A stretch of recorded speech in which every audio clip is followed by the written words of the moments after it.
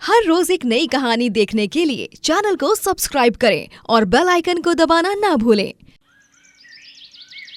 ये कहानी वीरपुर नामक एक गांव में रह रहे बंसी की है। बंसी गांव में अपनी बीवी कुसुम और छोटे बेटे मुन्ना के साथ रहता है। उसका गांव में एक ढाबा होता है जिसका नाम शुद्ध वैष्णव ढाबा होता है। उस ढाबे में केवल शुद्ध शाकाहारी खाना ही मिलता है। अरे वाह, ये पूरी और सब्जी तो बहुत ज्यादा स्वादिष्ट है। इसमें तो लहसुन और प्याज भी नहीं है। अरे पूरे गांव में हर ढाबे से भी कमाल का है ये ढाबा, क्योंकि यहाँ पर शुद्ध और शाकाहारी खाना मिलता है। सच में बंसी, तुम्हारी माँ का वैष्णो देवी में भक्ति देखकर हर कोई तुमसे प्रेरित हो जाता है। तुम एक बहुत ही अच्छे और नेक दिल इंसान हो। धन्यवाद भाई साहब। ये लीजिए आपके लिए गर्मा गर्म मसाला पापड़ और ये आपके लिए ठंडी ठंडी मसाला छाछ। अरे वाह वाह वाह, क्या बात है। इसकी तो महक ही इतनी मस्त है, तो इसका स्वाद कितना अच्छा होगा। तुम तो कमाल के हो बंसी। अरे हो भी क्यों ना। अरे बंसी के हाथों में स्वयं माँ वैष्णो देवी का आशीर्वाद है। बंसी दिन रात खूब मेहनत करता है। वो सुबह शाम अपने ढाबे में रखे छोटे से मंदिर में माँ वैष्णो की पूजा आराधना भी करता है और फिर खाना बनाता है। उसके जीवन में सब कुछ अच्छा चल रहा होता है। क्या बात है कुसुम, हमारी मुन्ना ने इस बार तो बड़े अच्छे नंबर लाए हैं परीक्षा में। वाह मुन्ना वाह, यूं ही मेहनत करते रहो और हमारा नाम रोशन करो। जी आप थक गए होंगे ना, जाइए हाथ मुंह धो लीजिए। मैं जल्दी से सब्जी गरम करके गर्मा गर्म फुलके बना देती हूँ। नहीं कुसुम, तुम आराम करो, मैं आज फुलके बनाता हूँ। नहीं नहीं जी, आप क्यों? अरे कुसुम, माना कि हम पति लोग बाहर से काम करके आते हैं, लेकिन तुम गृहिणियों के पास तो हमसे भी ज्यादा काम होते हैं और तुम लगातार किसी मशीन की तरह मुस्कुराकर काम करती रहती हो ना।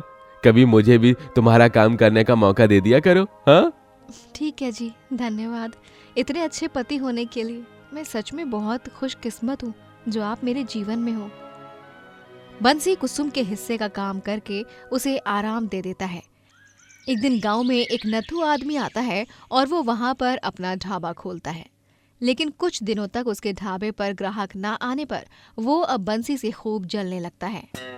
माना कि मेरी किस्मत फूटी है, इसलिए मैं जिस भी गांव में जाकर ढाबा खोलता हूं वहां मेरा ढाबा चलता ही नहीं है। लेकिन अब मैं अपनी किस्मत को अपने हिसाब से नहीं चलने दूंगा। हाँ, इस बार मेरी किस्मत मेरे हिसाब से चलेगी। जब से आया हूं देख रहा हूं कि ये बंसी ढाबे वाला पूरे गांव में किसी हीरो की तरह मशहूर हो गया है। बस बहुत हुआ, मेरे इस रास्ते के पत्थर को मैं हटा कर ही रहूंगा। बंसी, अब तेरा शुद्ध वैष्णो ढाबा बंद पड़ने वाला है, तैयार रहे तू। नथु एक दोपहर चुपके से बंसी के ढाबे में जाता है और वो उसके बनाए हर एक पकवान में लहसुन और प्याज के टुकड़े मिला देता है।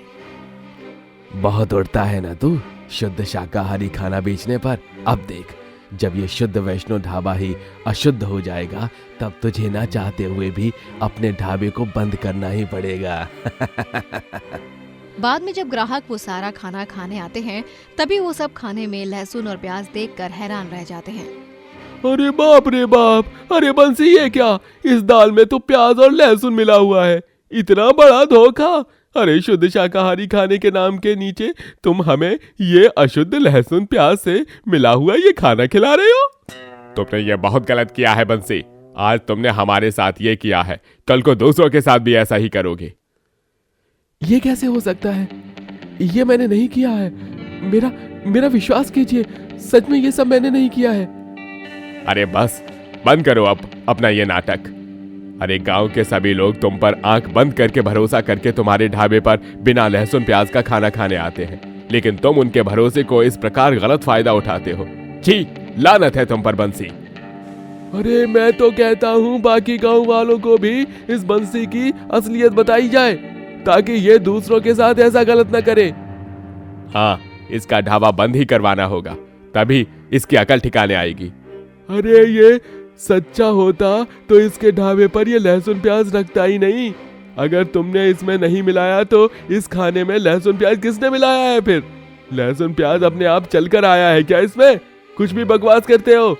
बंसी को कुछ समझ नहीं आता है कि ये सब कैसे हुआ। गांव वाले उसे खूब सुनाते हैं और उससे उसका ढाबा बंद करवाने लगते हैं। बंसी इन सब के बाद बहुत टूट जाता है। मुन्ना की बाबूजी, मैं जानती हूँ कि आप ऐसी कोई घटिया हरकत कर ही नहीं सकते। पता नहीं कैसी अग्नि परीक्षा ले रहा है माता रानी। हे माँ वैष्णो, ये सब क्या हो रहा है मेरे साथ? आप तो जानती हो ना कि मैंने कुछ गलत नहीं किया है। खाने में लहसुन प्याज मिलाना क्या, मैं तो मिलाने के बारे में नींद में भी नहीं सोच सकता। मैंने और हम सब ने बचपन से आज तक लहसुन प्याज वाला खाना नहीं खाया है। वैष्णो माँ पर भरोसा रखिए मुन्ना के बाबूजी, आपके साथ अन्याय हुआ है। माँ आपको न्याय दिलाकर ही रहेंगी। उनकी भक्ति और उनकी शक्ति पर भरोसा रखिए। आपने कभी किसी का बुरा नहीं चाहा है। आप जानते हैं ना कि आप बेकसूर हैं। फिर आपको घबराने की या परेशान होने की कोई जरूरत नहीं है। बंसी और कुसुम माँ वैष्णो से प्रार्थना करते हैं। वहीं नथु के ढाबे पर अब ग्राहकों का आना जाना थोड़ा बढ़ जाता है, जिनसे उसे बहुत खुशी महसूस होती है। मेरा मकसद पूरा हुआ, जो मैंने चाहता था वही हुआ। अब धीरे धीरे मेरा ढाबा इस गांव का सबसे मशहूर ढाबा बन जाएगा। लेकिन माता रानी अपने भक्त के साथ अन्याय होते कैसे देख पाती? वो स्वयं धरती पर अवतरित होकर नथु के पास जाती है और साक्षात माँ वैष्णो को देख नथु के होश उड़ जाते हैं और वो तुरंत उनके सामने हाथ जोड़कर नतमस्तक हो जाता है। माता रानी आप? हाँ, मैंने देखा किस प्रकार तुमने मेरे परम भक्त बंसी के साथ गलत किया है। माता रानी वो अब तुम्हें जाकर सभी गांव वालों के पास अपने बुरे कर्म के बारे में बताना होगा। कैसे तुमने बंसी के साथ अन्याय किया। अगर तुमने ये नहीं किया तो मुझसे बुरा कोई नहीं होगा। मेरे भक्तों को ठेस पहुंचाने वालों को मैं छोड़ूंगी नहीं। नहीं माता रानी, मैं जाकर सबको मेरे गुनाह के बारे में बता दूंगा। आप मुझे सजा मत देना। मैं सब कुछ बताऊंगा सबको। नथु अब गांव वालों को जाकर सारी सच्चाई बताता है, जिसके बाद सभी एकदम से हैरान हो जाते हैं और नथु को बहुत मारते हैं। नथु, तूने मेरे साथ जो कुछ भी किया वो बहुत गलत किया है। अरे क्या मिला तुझे ये सब करके? अगर तुझे अपने ढाबे की तरक्की करानी थी तो खुद के बलबूते मेहनत करता, भगवान से प्रार्थना करता, लेकिन नहीं, दूसरे की सफलता में बाधा डालकर खुद सफल होना, यही तो गलती कर देते हैं हर कोई, जो कि सरासर गलत है। तुम जैसे बुरे लोग बुरा काम करते समय ये भूल जाते हो कि तुम्हें देखने वाला ऊपर बैठा है। वो जब क्रोधित हो जाते हैं तब बुराई का सर्वनाश तो तय है। इस नालायक आदमी ने तुम्हारे साथ बहुत गलत किया है बंसी। ये इस गांव में बिल्कुल भी नहीं रह सकता है। हाँ, निकल जाओ हमारे गांव से। इस गांव में तुम जैसे पापी लोगों की कोई जगह नहीं है। गांव वाले नथु को गांव से बाहर निकाल देते हैं और नथु को उसके किए की सजा मिल जाती है। वहीं बंसी अपना शुद्ध वैष्णो ढाबा फिर से खोलता है और अपने ढाबे पर खूब मेहनत करके पहले से कहीं ज्यादा सफल होता है। बसंतलाल एक गरीब पुजारी होता है। वो नीमापुर नामक एक सुंदर से गांव में अपनी बीवी इंदुमती और छोटे बेटे चिरंजीव के साथ रहता है। बसंतलाल सुबह के सूरज उगने से पहले ही गांव के दुर्गा मंदिर के पाट खोल देता है और वहां पूजा पाठ शुरू कर देता है। वो दुर्गा माँ का बहुत बड़ा भक्त होता है। जय हो दुर्गा मैया की। हे दुर्गा माँ, पूरे गांव पर अपनी कृपा दृष्टि बनाए रखना और सबके दुखों को दूर कर दो। जय माँ अम्बे भवानी। बसंतलाल शंख फूंकता है और दुर्गा माँ की आरती गाता है। उसकी आरती की मधुर ध्वनि सुनकर सभी गांववासी वहां एकत्रित हो जाते हैं और आरती के बाद वो सभी को प्रसाद देता है। ये लीजिए बहन जी, भाई साहब। जय दुर्गा माँ। जय दुर्गा माँ। गांव के सरपंच उस दिन मंदिर में आकर बसंतलाल के हाथों में पैसे थमाते हुए कहते हैं, ये लो, ये पैसे मंदिर में आकर प्रसाद बनाने वाली महिलाओं को दे देना। और हाँ, उनसे कहना कि वो बहुत स्वादिष्ट प्रसाद बनाती हैं, ऐसे ही बनाती रहें। ठीक है सरपंच साहब। जय दुर्गा माँ। जय दुर्गा माँ। बसंतलाल वो सारे पैसे मंदिर में आकर प्रसाद बनाने वाली महिलाओं को दे देता है। लेकिन धीरे धीरे जैसे जैसे दिन गुजरते जाते हैं, मंदिर में से सारा प्रसाद गायब होने लगता है। शाम में जब बसंतलाल आराम करके वापस मंदिर में लौटता है, तब वो प्रसाद के बर्तनों को खाली देखता है। हे दुर्गा माँ, ये क्या? ये सारा प्रसाद कहाँ चला गया? सुबह तो वो महिलाएं इतनी मेहनत से ये 4 से 5 पतीले भरकर हलवा पूड़ी के भोग प्रसाद बनाकर गई थी, लेकिन यहाँ पर तो सारे पतीले खाली के खाली पड़े हैं। अब तभी वहां पर बसंत लाल की पत्नी इंदुमती आती है। जी ये लीजिए, आप ये लाल धागा घर पर ही भूल गए थे, आपको मंदिर में रखना था ना, इससे। क्या हुआ जी, आप चिंतित क्यों हैं? अरे वाह, आज इतने भक्त आए कि ये सारा प्रसाद ही खाली हो गया। नहीं भाग्यवान, ये प्रसाद भक्तों ने खाली नहीं किया है। दोपहर के 2 घंटे जब मंदिर के पट बंद किए थे, तब यहाँ पर कोई आया था जिसने ये सारा प्रसाद सफा चट कर दिया है।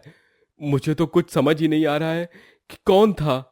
अरे, अब कोई ऐसे ही आकर कैसे खा सकता है, वो भी पाठ के बंद होने के बावजूद भी? बसंत लाल और इंदुमती सोच में पड़ जाते हैं। अब ये रोजाना ही होने लगता है। रोजाना मंदिर में से प्रसाद खाली होने लगता है। गांव वालों को जब ये बात पता चलती है तभी। ये सब क्या चल रहा है पुजारी जी? आपकी गैर मौजूदगी में प्रसाद खाली हो रहा है, ये अलग बात होती, लेकिन आपके होते हुए भी मंदिर में से प्रसाद चोरी हो रहा है, इसका मतलब कुछ तो गड़बड़ है। अरे मुझे तो ऐसा लग रहा है कि कहीं पुजारी जी ही तो सारा प्रसाद नहीं खा गए। या तो फिर ऐसा भी तो हो सकता है कि पुजारी जी लालच में आकर सारा प्रसाद यहाँ से चुराकर कहीं और बेच रहे हो। ये आप सब कैसी बातें कर रही हैं? मैं इतने घिनौने कभी नहीं काम करूंगा, वो भी मेरी दुर्गा माँ के प्रसाद को चुराकर। अब दुर्गा माँ के लिए बनाया जाने वाला प्रसाद है ही इतना बढ़िया और स्वादिष्ट कि उसे खाने के लिए सब दीवाने ही हो जाएं।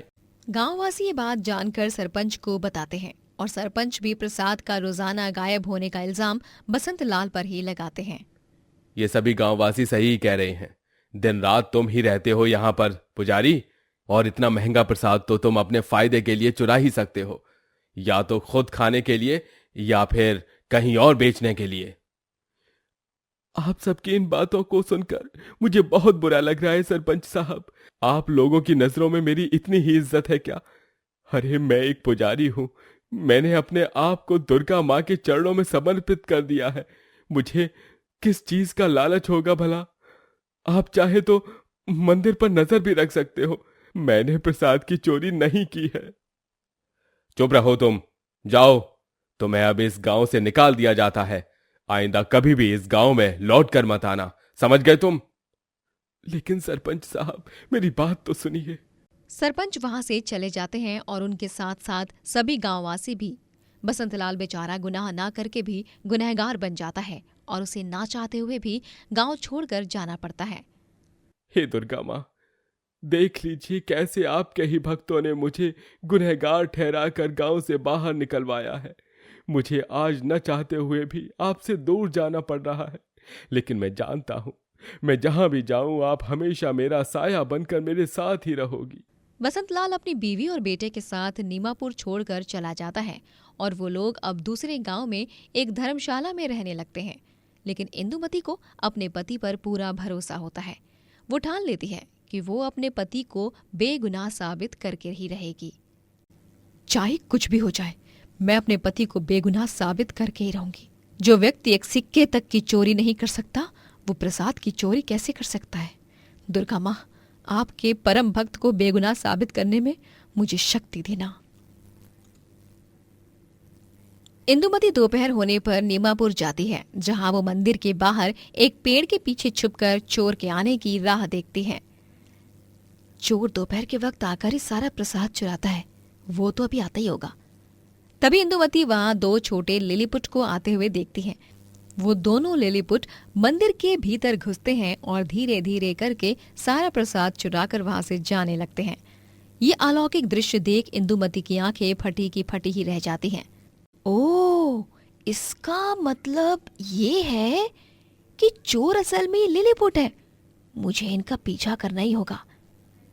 इंदुमती उन लिलीपुट्स का पीछा करती है और वो उनका पीछा करते करते उनके लिलीपुट राज्य में पहुंच जाती है, जहां पहुंचने पर इंदुमती को देख लिलीपुट राज्य के निवासी और महाराज एकदम से चौंक जाते हैं। अरे नहीं, ये तो उस पुजारी की बीवी है, ये यहाँ कैसे? अब तो हम फंस गए। तुम लोगों ने दुर्गा माँ के मंदिर से प्रसाद चुराया और सारा इल्जाम आया मेरे पति के ऊपर। क्यों किया तुम लोगों ने ऐसा? मुझे आपके राज्य का प्रसाद, वो हलवा पूड़ी बहुत पसंद है, इसलिए मेरे सैनिक आपके राज्य में जाकर उस प्रसाद को लाते हैं। वैसे तो हमारे पास कई सारी जादुई शक्तियां हैं, लेकिन हम उन शक्तियों से आपके राज्य में बनने वाले प्रसाद जैसे व्यंजन नहीं प्रकट कर सकते। हाँ, हे दुर्गा माँ, इतनी सी बात के लिए आपने क्या कुछ नहीं कर लिया? ये तो बहुत गलत किया आपने। आपके कारण मेरे पति को सजा भुगतनी पड़ रही है। मुझे माफ कर दीजिए बहन जी, लेकिन अगर आप मुझे अपने हाथों से हलवा पूड़ी बनाकर दोगी रोजाना, तो मैं आपको उसके बदले ढेर सारा सोना चांदी दूंगा, और साथ ही आपके गांव में आकर सभी को यह बताऊंगा कि आपके पति निर्दोष हैं और दुर्गा माँ के मंदिर का प्रसाद की चोरी हमने ही की थी। ठीक है लिलीपुट महाराज, अगर आप अपनी गलती मानने के लिए तैयार हैं तो मैं आपके काम को करूंगी। वैसे मुझे सोना चांदी का लालच नहीं, लेकिन आप जो भी धन दोगे मैं उसे गरीबों में बांट दूंगी। ठीक है बहन जी। लिलीपुट महाराज गांव में आकर सबको बताते हैं कि कैसे उनके सैनिकों ने मंदिर में चोरी की थी और असल में बसंत लाल निर्दोष है। ये सारी कहानी सुनकर सभी को खुद पर बहुत शर्मिंदगी महसूस होती है। हमें माफ कर दो पुजारी, हमने तुम पर शक किया। हाँ पुजारी जी, हम सब ने आप पर इतना घिनौना इल्जाम लगाया, माफ कर दीजिए हमें, हम बहुत शर्मिंदा हैं। बसंत लाल अब फिर से मंदिर में पूजा पाठ करने लगता है। वहीं इंदुमती रोजाना प्रसाद बनाकर लिलीपुट राज्य के सैनिकों को देने लगती हैं, जिसके बाद उसे ढेर सारा सोना चांदी मिलता है और वो उसे गरीबों की मदद करती है और पूरा गांव साथ मिलकर नवरात्रि का उत्सव मनाता है, दुर्गा माँ की पूजा अर्चना करता है। दोस्तों, अगर आपको ये कहानी पसंद आई तो लाइक करें, शेयर करें और कमेंट करके बताएं कि कहानी में आपको सबसे अच्छा क्या लगा।